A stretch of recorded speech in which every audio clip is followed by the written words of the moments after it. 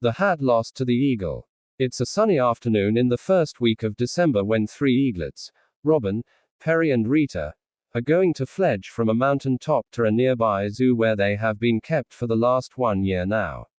Almost a year ago the zoo people evacuated them from their nest, that was close to a volcano site, few miles away, as the same could have busted couple of days later because an adjacent volcano had already erupted and their parents got stuck in its hot ash and could not be rescued.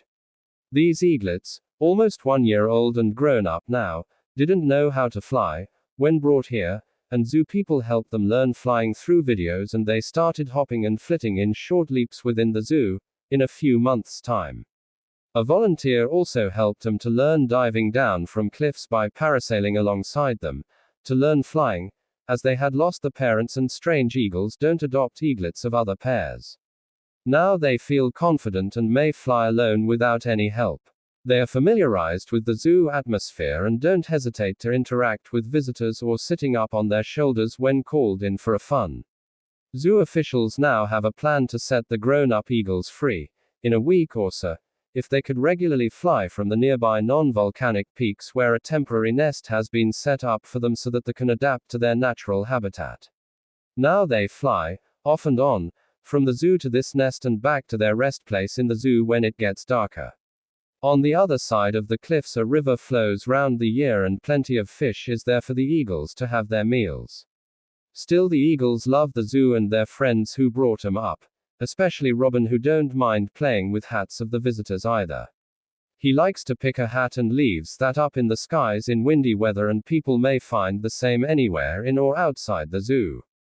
Kids of the zoo manager, Mark, Jonathan and Laura, living in the neighborhood, have adopted these eaglets and they daily visit their nests, after the school times, to feed and play with them.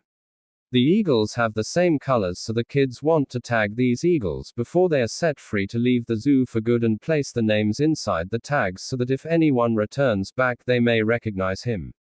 Laura tags Rita, Jonathan tags Robin and Mark tags Perry. The zoo manager, Gary, father of the kids, is an old-fashioned person and in the habit of dressing up in a formal suit with a traditional hat all the time on his head.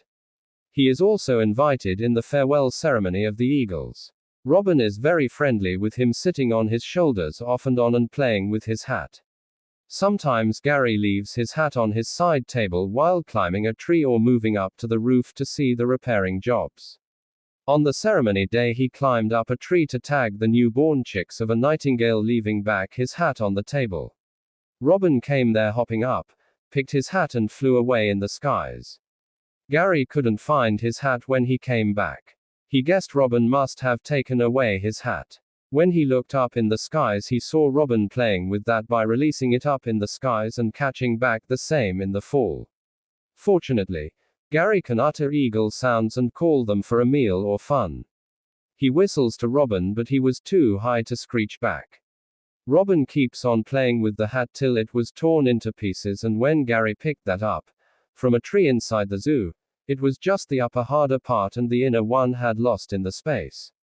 Gary placed that leftover hat, as a memory, close to the nests of the eagles when they had flown away for good with this writing.